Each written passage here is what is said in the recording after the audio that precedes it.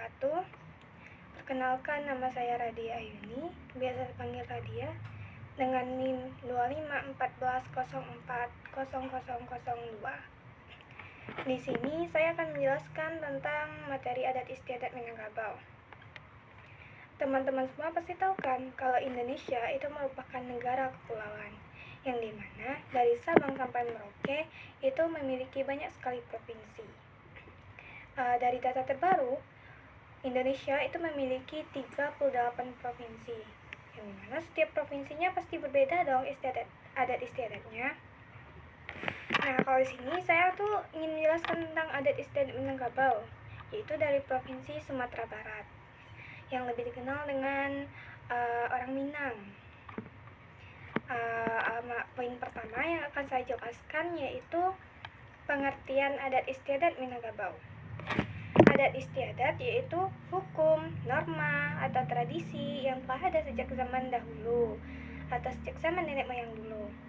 Nah, kalau adat istiadat Minangkabau yaitu aturan, norma, nilai-nilai, prinsip, atau tradisi yang telah ada sejak zaman nenek moyang yang diturunkan atau diwariskan melalui garis kekerabatan ibu.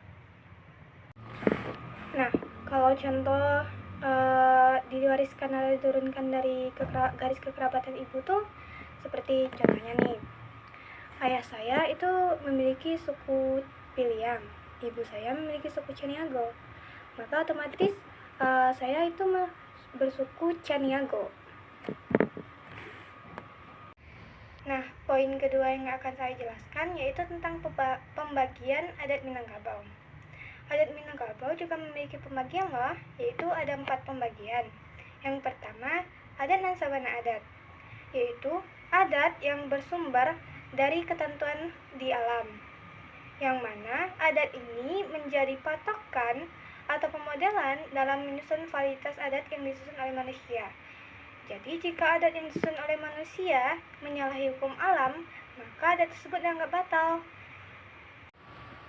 Nah, contoh pelaku yang menyalahi hukum alam tuh salah satunya yaitu pernikahan sesama saudara kandung, atau pernikahan yang bukan cowok cewek, tahu kan?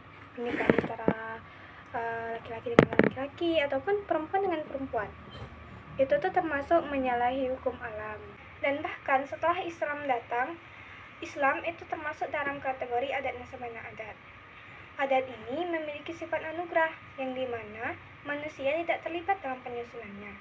Yang kedua, yaitu adat yang diadatkan. Adat yang diadatkan yaitu adat yang diterima oleh masyarakat Minangkabau dari nenek moyang mereka, yang diturunkan atau diwariskan dari garis kekerabatan ibu. Salah satu contoh adat ini yaitu sistem keselarasan yang disusun oleh Datuk Perpati Nan Sabatang dan Datuk Katamanggungan. Adat ini memiliki sifat diturunkan atau diwariskan. Kata lain dari adat ini yaitu adat Nan Sabatang Panjang atau adat yang bersifat universal, berlaku di seluruh alam Minangkabau. Yang ketiga yaitu adat nan teradat. Adat nan teradat merupakan hasil kesepakatan atau produk hukum dari para penghulu-penghulu dalam suatu nagari yang berdasarkan pokok-pokok hukum yang telah dituangkan oleh Datuk Perpati Nan Sabatang dan Datuk Katamanggungan. Sifatnya dibuat berdasarkan ketentuan umum yang berlaku dalam masyarakat Minangkabau. Adat ini juga biasanya disebut dengan adat Sepucuk Batuang atau adat Salingka Nagari, yang memiliki arti adat yang berlaku pada daerah setempat atau adat yang berlaku pada suatu nagari.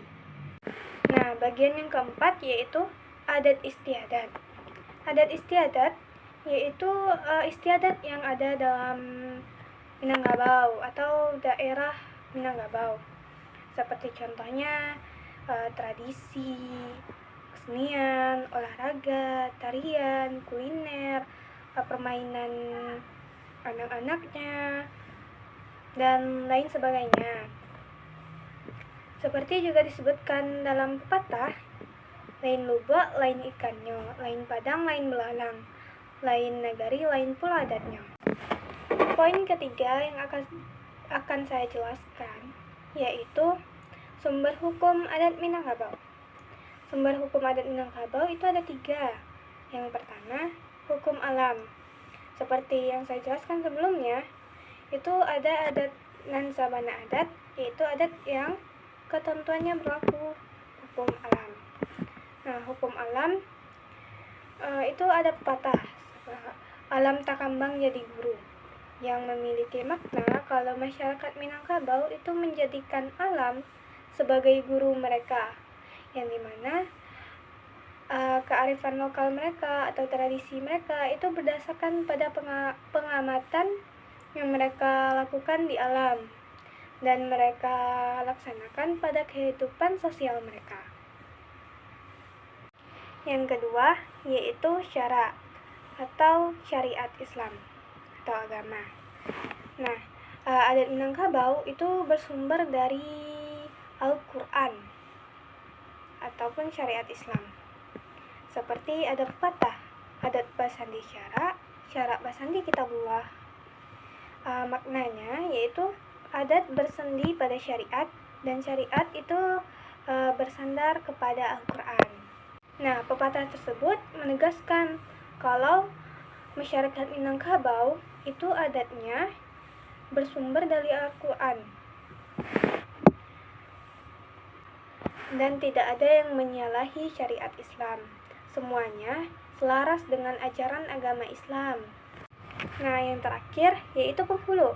Penghulu merupakan pemimpin dalam suatu kaum atau suku dalam masyarakat Minangkabau. Nah, penghulu itu memiliki tugas untuk menjaga, melindungi anak kemenakan atau kaum sukunya. Peran penghulu merupakan penegak hukum dalam suatu kaum atau suku dan menjadi jembatan dari antara hukum adat, syara, dan masyarakat Minangkabau.